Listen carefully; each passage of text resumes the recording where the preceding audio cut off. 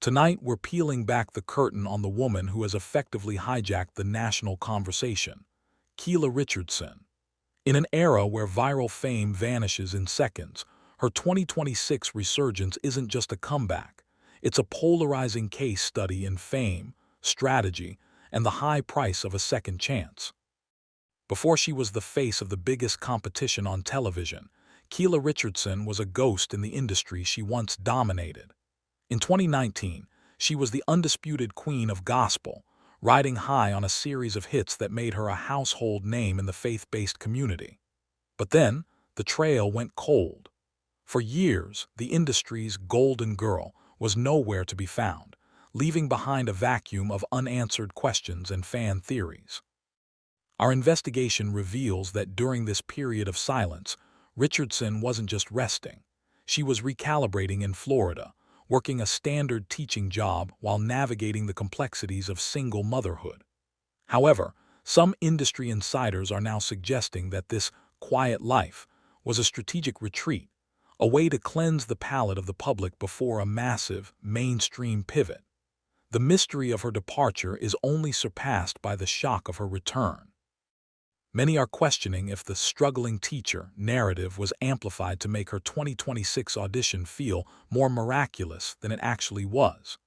In a world of carefully curated PR, the line between a genuine hiatus and a calculated rebranding is becoming increasingly blurred. The question remains, was she truly walking away, or was she just waiting for the perfect moment to strike a different chord with a much larger audience?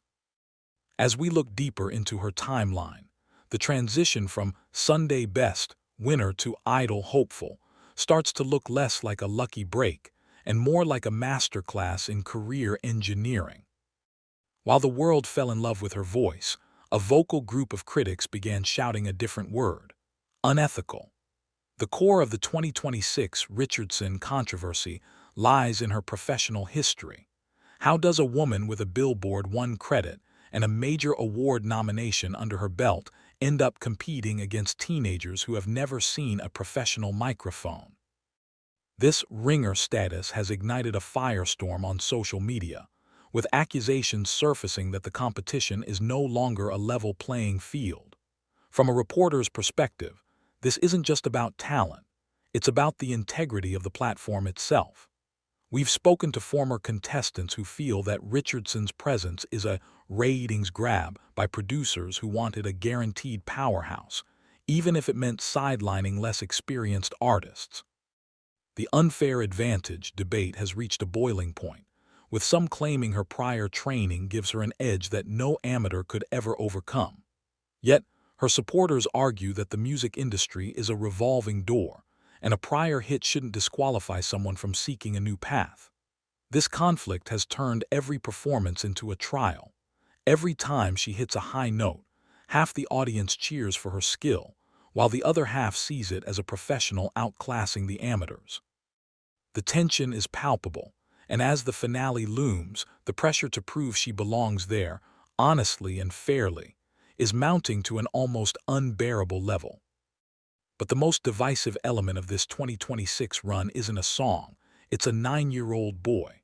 Keyla's son, Drew, has become as much a part of the show as the judges themselves, and while their bond is undeniably moving, it has opened a Pandora's box of ethical concerns. In our analysis of audience engagement, the motherhood narrative is the primary driver of her voting blocks. However, sympathy marketing is a dangerous game. Critics are now surfacing with accusations that the production is weaponizing a child's emotions to ensure Richardson stays in the top spot. We have seen instances where the camera focuses more on the child's tears than the mother's vocals, leading to a cynical backlash from viewers who feel their heartstrings are being pulled by a puppet master. Is this a genuine look at a mother's sacrifice, or is it a calculated move to mask vocal inconsistencies with emotional high points? The debate over the kid factor has become so intense that it started to overshadow the music itself. Some experts suggest that this reliance on a personal narrative is a response to the ringer accusations, a way to humanize a professional and make her relatable to the average voter. But as the stakes grow higher, the question arises: at what point does sharing your life become a strategy for survival in a numbers game? The intersection of private family life and public competition has never been this messy. Behind the glitz of the stage lights, there are growing whispers that Keyla's most valuable asset, her voice, might be reaching its breaking point. As we've tracked her performances throughout 2026, a pattern has emerged that has vocal coaches and fans alike deeply concerned. Early in the season, her control was flawless, but recent weeks have shown signs of what some are calling vocal exhaustion. There are unconfirmed reports circulating that the schedule has taken a significant toll on her, with some even speculating about medical intervention to keep her performing at this level. This isn't just fan gossip. The technical slips and pitch issues in her last 3 live shows have been glaringly obvious to trained ears. When a powerhouse singer begins to struggle with basic breath support, it suggests a deeper issue than just nerves. We are witnessing a high-speed collision between ambition and physical limits. Some insiders suggest she is over-singing to compensate for the mounting pressure of the ringer narrative, trying to prove she's twice as good as everyone else. But this strategy might be backfiring.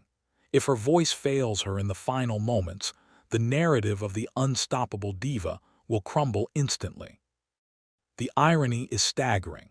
The very experience that made her a frontrunner might be the thing causing her to burn out under the relentless pace of a modern television schedule.